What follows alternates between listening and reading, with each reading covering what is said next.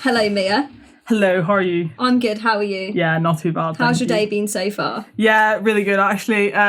Played paddle at lunch with the student sport team, so it's been a pretty good Monday. I feel like paddle's become like quite a big thing now. Like I'm hearing a lot about this, like all of a sudden. Yeah, I played it for the first time last week, and I can see why people spend a silly amount of money on it. It is actually really good. So. For those listening who don't know, can you tell us a bit about yourself, who Mia Jackson is, and what your role is in the student union?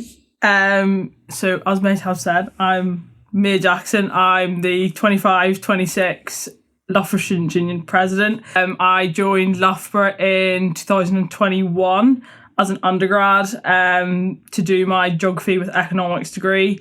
I did a placement at Muller Yogurts. How was that? Muller Yogurts placement? It was quite something. Plenty of free yogurt was eaten. So I was in the bubble for 4 years, pretty much as a student. I did so much while I was here. I've been chair of geography. I was geography school president. I was part of AU cycling. I was para and disability sport exec chair. I was women's captain of cycling. I was also a trustee of LSU in my final year. So I was plenty busy. I was plenty busy outside of my degree, and I could often be found in Echoes on a Saturday night as well. So amazing. When did Mia Jackson finally decide, okay, I want to be the next president? Okay, good question. Well, I think I need to go back a few years. So for placement, I was actually going to run for the academic experience executive officer role. So that would have been for the 23-24 year. And I essentially forgot to get my name in the ballot in time. So that didn't happen. So that's why I ended up at Muller Yogurts. But that was kind of my first interest, I suppose, in running for the running to be on the exec team. And then I was actually meant to be going home back to Northern Ireland to do a master's in town planning at Queen's in Belfast. But then I saw the exec elections, all the social media stuff go up, and it kind of was I can only do it this year. And I just kind of thought, if I'm going to do it, I want to go for the top job. I might as well go out with a bang. And then... I don't really know. I just thought, I'll do it. And then I actually chickened out. And in fairness to Frankie, one day she caught me outside the sport office and she went, "Mate, is it true you're running for Prez?" And I was like, "Where have you heard that from?" And she was like, "Oh, that doesn't matter." And actually, I would not be sat here if Frankie had not have said to me, "Mate, you really need to run for president." And that was probably January of this year. And then I kind of started getting a campaign team together, getting a theme, and I was prepping for it for most of January, February, and then obviously the elections were in March, so a lot of work. But yeah, credits to Frankie, she is a big reason as to why I'm sat here. So, a lot of work went into it then. Basically, pretty much everyone in the union who hangs about the union has seen the amount of prep that goes into the elections, but the student hub and the student union is basically taken over by people who are running in the elections. Talk us through that process. How was it? Was it stressful? Was it fun? Great question. Bringing back memories of mine. Was it stressful? Was it fun? It was both. So obviously as a candidate, you kind of are set to a set of rules, but how you then execute your campaign is very much up to you. So I think I had quite a clear game plan. I also had quite a big campaign team because I wanted to reach every section of students, so that I kind of inflicted work on myself. I think I in the end had a campaign team of 11, and every night I went home and put together a spreadsheet starting at 8 a.m, ending at 8 p.m, on the hour, every hour, telling people where they needed to be, what we were going to do, and that kind of thing.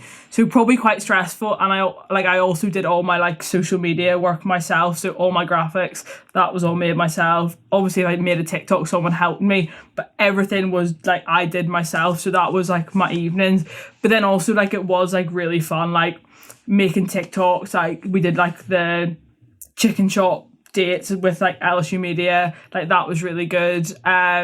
And it was just no matter how the like the results night went, it was a really cool experience, and I knew if I didn't do it before I left Loughborough, I'd kick myself, and I did not think I would win, and here I am 6-7 weeks into the job. So I would like definitely say that people are thinking of running, just do it, because you have no idea who's going to run against you, and you have no idea, you literally just might win. So I think as well, you said something that was quite interesting when you said that you didn't think you were going to win. I think sometimes when there's that level of insecurity, you can utilise that in such a way where it makes you work harder, and I think that's exactly what you did. Yeah, I was like, if you ask anyone who ran, or like my team now, like I was at the union for like 8 a.m, I was in countless lecture shout-outs each day, like I was all over the show. I was in all the dining halls. But yeah, there was plenty of hard work put in, to say the least. So how did it feel on the announcement night? Talk me through the events. Talk me through how you felt. Anything interesting that happened? So like, a results night was day 10 of campaigning and voting, essentially. So we'd done the full week of campaigning the week prior, and then we'd had the 3 days of voting. So obviously voting opened at say like 8 a.m. on the Monday, and that was like a hardcore day. Tuesday we had all day voting as well, and then Wednesday the voting closed at 3, and then obviously Wednesday was results night. But me being me, my campaigning actually stopped about 1 o'clock on the Wednesday because I had like a meeting to go to with geography. So I like had almost snapped back into like business as usual. And then went home from my meeting and had to like frantically get myself ready. And it was actually really nice, like walking into the basement and just kind of seeing all the candidates that you'd like spent the 10 days with, and just kind of like chatting with people. And we could all like, we knew there was no change in the result at that point, and it was just really lovely to like see everyone and their campaign teams together. Without any bad blood, without any beef. Not that there was any beef or bad blood, but it was like we physically couldn't do any more while we were all in the basement on the Wednesday night. So like it was just kind of crack on, have some dinner, have some drinks kind of thing. Not that I could stomach much dinner or drink much until the announcement happened, because I was pretty nervous. So Mia, obviously being president, it is a leadership role. So in your eyes, what makes a good leader? I think like probably the main one is like leading by example. So like kind of just knowing what I do probably rubs off on the like team, and just kind of if I'm saying we're going to do something, like meeting that, if not exceeding it, and that kind of just naturally kind of hopefully then the team kind of follow, and it creates like a positive image of us as a team as a whole. Sometimes also like I've kind of probably refined this while I've been at Loughborough, but like sometimes taking a step back, like sometimes letting your team like go and try, so, like you can obviously advise them, but like sometimes taking a step back and letting them go and do something, whether it goes right or wrong, like letting them almost achieve or not achieve something themselves, and then whatever the outcome, they can then like come back to you, and then you can kind of go from there. And then if you need to input, like that's where the value can be added. And then I think quite an important one, definitely, particularly in like the SU, is like removing the like emotion from like decisions, because obviously everyone kind of knows each other in Loughborough, and like you likely are going to be leading students that know you, or you know them, or you've worked with them before. And sometimes actually realizing like in a leadership role, you very much have to like your personal thoughts, feelings, opinions, whatever, can't like be what you base your decisions off. You need to take that bias out, or like personal preference, and kind of look at it like, right, if I was like a neutral person, what would that neutral person kind of do? I think that's really important, because obviously like emotion can really fuel a decision, but it can often really feel like and end up with you making a wrong decision. So I think that's actually like quite important. And again, sometimes you have to like step back to realize, actually no, I need to like take a moment and then go back to this without the emotion kind of thing. So I think they're probably like the three main things, I'd say. Well said. Yeah. I think you put that quite well, Mia. Good. Is there anyone currently in your life who you feel embodies those traits? I feel like she'll kill me for saying this, but I always like would say my mum is like a really good leader. So she's back at home in Belfast. She's been like in the same career sector, whatever you want to call it, for like since 30 plus years. I'm not going to out her age here. And she's in her profession. There's only like at her level like maybe a handful of females in Northern Ireland in the sector. So she's very much like she knows how to get things done, and she's very aware of the challenges of being in like a male dominated environment, and like she's very much like earned the respect of her industry and people in her firm and other firms. So I think she'll absolutely tell you how it is, but I think she really has worked hard to like get where she is. So I think she's a pretty good example. Yeah, and that's really lovely. And I mean, I'm sure that she's obviously so proud to see what you're doing now in your role. Yeah, she really wanted me home for my masters, and then when I am on election night, I like gave someone a hug, and then I went to the back of basement to like ring her because I couldn't hear anything because there's like music playing, and I went, "Mom, I won," and she went, "Really?"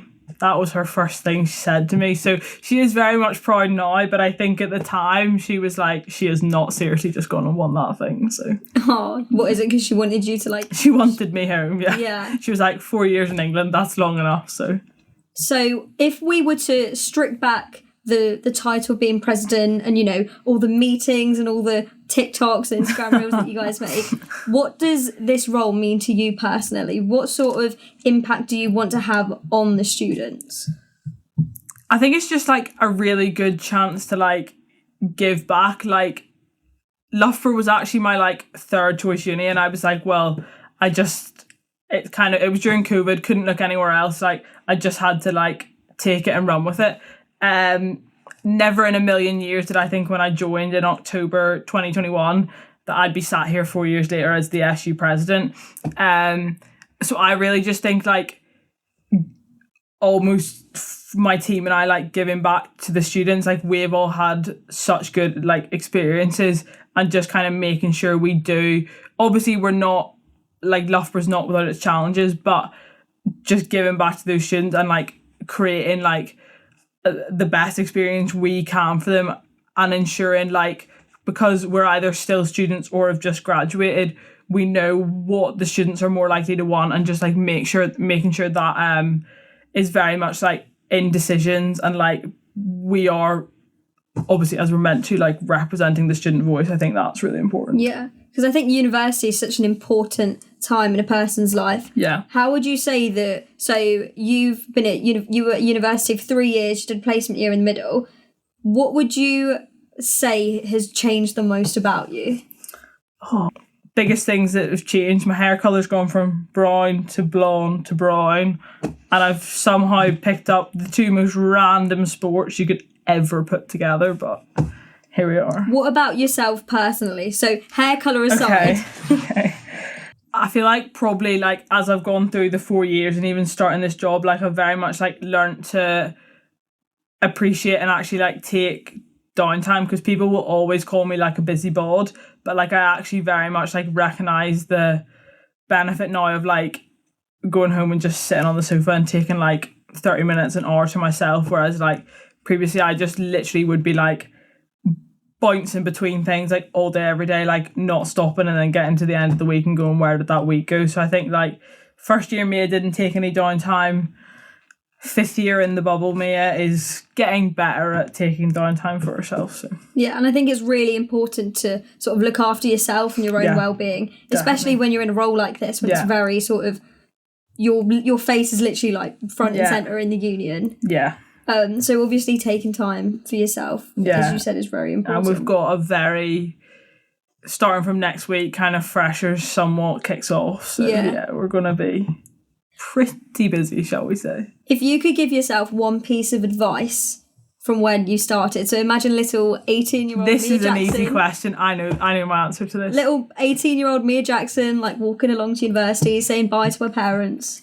What piece of advice would you give yourself? I'd say, even though I was very busy from day dot, say yes to more things and say hello to more people, because some of the first people I said hello to when I on the first night out at uni are literally my best friends to this day. But I just could have spoke to so many more people. So yeah, saying hello to more people and just kind of knowing that everyone's in the same boat. And even though I was involved with a fair bit from first year, just going and doing new things. For like example, I only found like the CVA in my final year, and that's probably one of like my biggest regrets, is that I didn't find them in like my first or second year. Okay, well that's amazing. Thank you so much for coming on today, Mia. No, thank you for having me. You did an amazing job. Oh, I hope I didn't talk too much rubbish. I really look forward to what you do. Thank you. It's going to be good. I think it will be I think we've got a really good team. Everyone in the union this year seems really good. So fingers crossed we have a good year. Yeah, I look forward to it. Right, well, have a lovely rest of your day. Thanks so much. You too. Thank you.